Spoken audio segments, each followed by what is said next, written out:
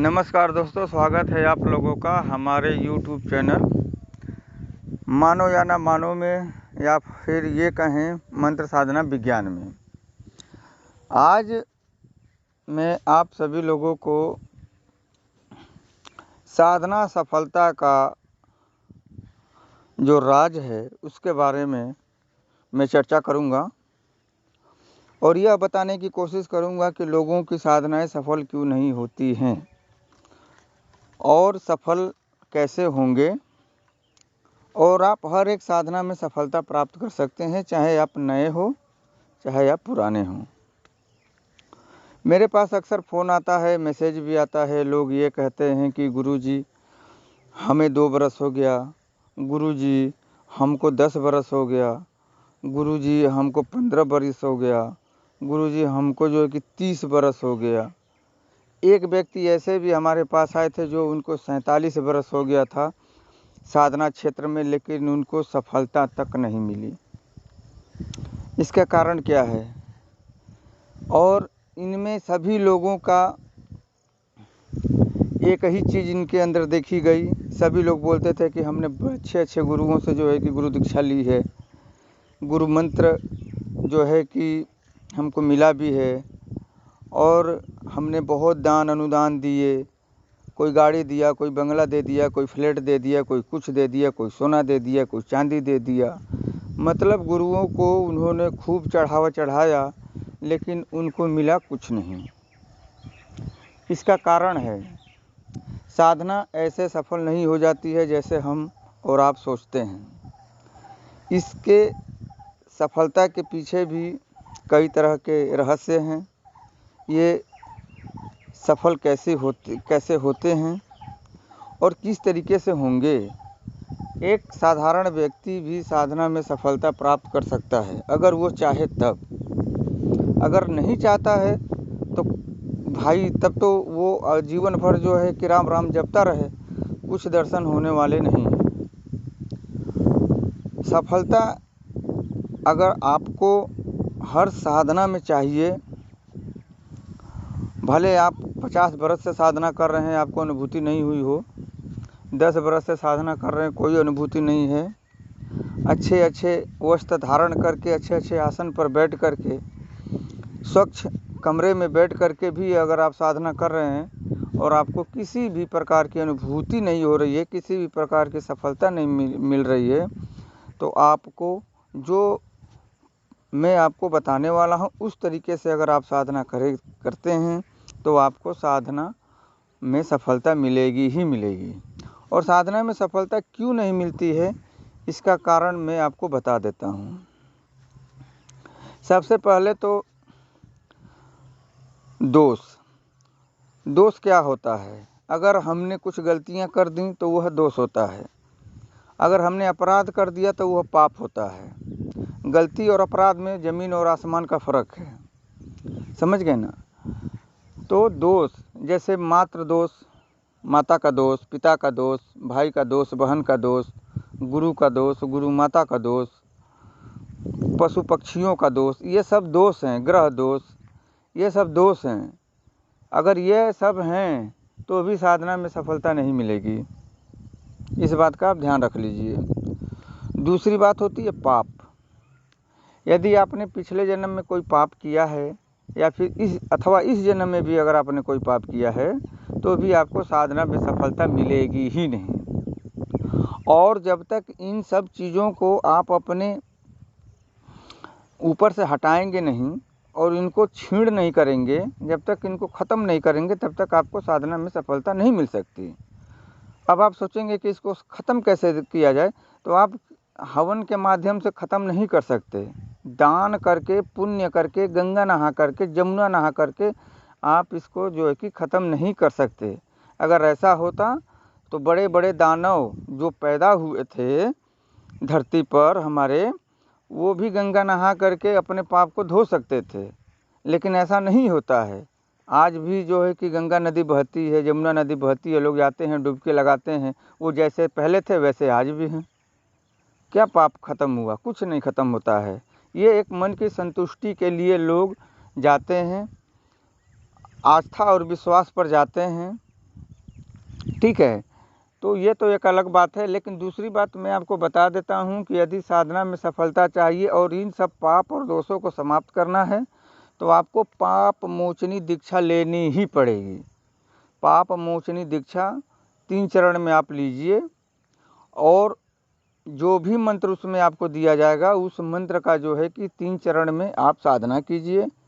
जैसे कि अगर आपने 10 बरस साधना किया, 2 बरस साधना किया, अगर आपको कुछ हासिल नहीं हुआ है और आपने बहुत कुछ गंवा दिया है तो एक बार जो है कि पाप मोचनी दीक्षा ले करके आप साधना कीजिए।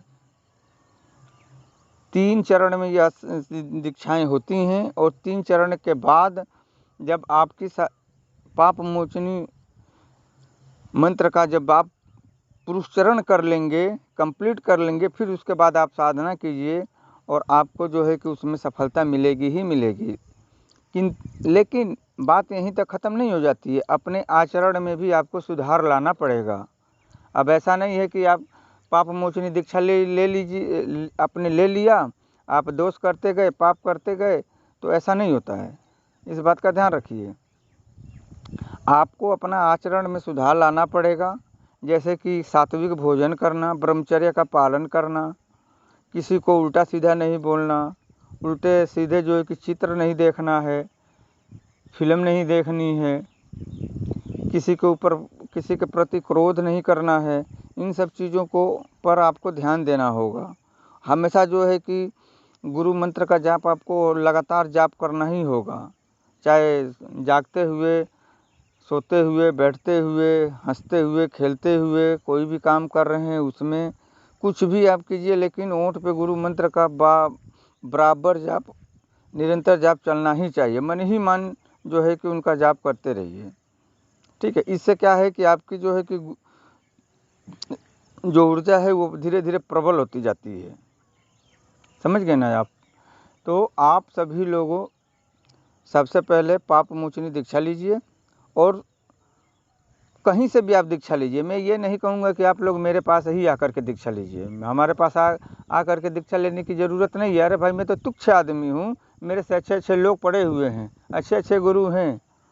ठीक है ना? आप कहीं से भी, आप स्वतंत्र हैं, आप कहीं से भी पाप मोचनी दीक्षा ले करके आप साधना कीजिए। और दूसरा एक और उपाय है, यदि आप पाप मोचनी दीक्षा नहीं ले सकते हैं तो आपको एक मंत्र दे दिया जाएगा, उसका जो भी है, तो और आपको साधना की सामग्री दे दी जाएगी। उसमें ऐसा होगा कि 5 लाख मंत्र का आपको जाप करना है।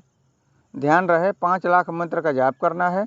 उसके बाद आपका जो भी गुरु मंत्र है उसका 101 माला का जाप करना है। फिर आप दुनिया की कोई भी, ये मेरा 100 क्या 1000% चैलेंज में देता हूँ, आप दुनिया का कोई भी साधना कीजिए, किसी भी प्रकार की साधना कीजिए, आपको उसमें सफलता मिलेगी ही मिलेगी। लेकिन इसमें कम से कम अगर आप संकल्प लेकर के करते हैं तो 1.25 महीने का टाइम लग जाता है, लेकिन आप 21 दिन में भी कर सकते हो, निरंतर अगर करते रहोगे तब। मंत्र छोटा है, इसमें पूर्णतः ब्रह्मचर्य का पालन आपको करना होगा, सात्विक भोजन करना होगा, भूमि शयन करना होगा, बाल, नाखून, मूछ, दाढ़ी ये सब वर्जित है कटवाना। ठीक है ना? और जैसा मैंने नियम बताया है उसी नियम के आधार पे आपको चलना होगा। अगर ये नहीं कर सकते तो आप सीधा सीधा जो है कि पाप मोचनी दीक्षा लीजिए। साधना है में सफलता हेतु, प्राप्ति हेतु के लिए उसमें आप सफलता उसकी आप दीक्षा ले सकते हैं। कई तरह के उपाय हैं, लेकिन आप ये सोचोगे कि ये सब तो हमसे नहीं हो पाएगा तो फिर साधना में भी सफलता नहीं मिल पाएगी आपको। इस बात को आप नोट करके लिख लीजिए किसी अच्छे पन्ने में। ठीक है ना? तो साधना में यदि आपको सफलता प्राप्त करना है तो योग्य गुरु के मार्गदर्शन में ही जो है कि आप शिक्षा दीक्षा लीजिए, प्रमाणित साधना की सामग्री लीजिए। अब ऐसा नहीं होता है कि हमने प्रमाणित साधना की सामग्री ले ली, बहुत महंगा सामग्री पड़ा, उसके बाद हमने बहुत सी उसको कई बार उस साधना को किया, हमारी साधना क्यों नहीं सफल हुई। तो कुल मिला जुला करके आपके जो पाप दोष हैं इसकी वजह से आपको साधना में सफलता नहीं मिल रही है। समझ गए ना? जब पानी दूषित रहेगा तो उस पानी को जो है कि कोई नहीं पीता है। आप देखते होंगे जब पानी दूषित रहेगा तो उसको कोई नहीं पीता है। उसी पानी को अगर फ़िल्टर कर दिया जाए तो वह पानी पीने लायक होता है। समझ गए ना। तो जब वो पानी जब फ़िल्टर हो जाएगा तो कोई भी पी सकता है, जानवर भी पी सकता है, इंसान भी पी सकता है, सभी लोग उसका जो है कि आनंद ले सकते हैं उस पानी का, और अपनी आत्मा को तृप्त कर सकते हैं, अपनी प्यास को बुझा सकते हैं। ठीक ऐसे ही जो है पाप है। जब पाप ही अपने शरीर के अंदर भरा रहेगा तो आपका जो ऊर्जा रहेगा वो कहाँ से जो है बढ़ेगा, ये समझ गए। तो सबसे पहले अपने पाप को जो है, अपने दोष को समाप्त कीजिए और नए ऊर्जा का संचार कीजिए, और उसके बाद ही जा कर के आप साधना कीजिए। आप कहीं से भी साधना लेकर के कीजिए, कोई दिक्कत नहीं है। आप कहीं से भी गुरु दीक्षा ले सकते हैं, कोई दिक्कत नहीं है। और रह गया ट्रांसफ़र, तो देखिए मैं ट्रांसफ़र के बारे में कई बार मैं आप लोगों को बता चुका हूँ। योग्य गुरु जो देने लायक हैं उनसे मिल के या फिर बात करके फ़ोन द्वारा आप ट्रांसफ़र ले सकते हैं। ठीक है। जय महाकाल, जय माँ कामाख्या।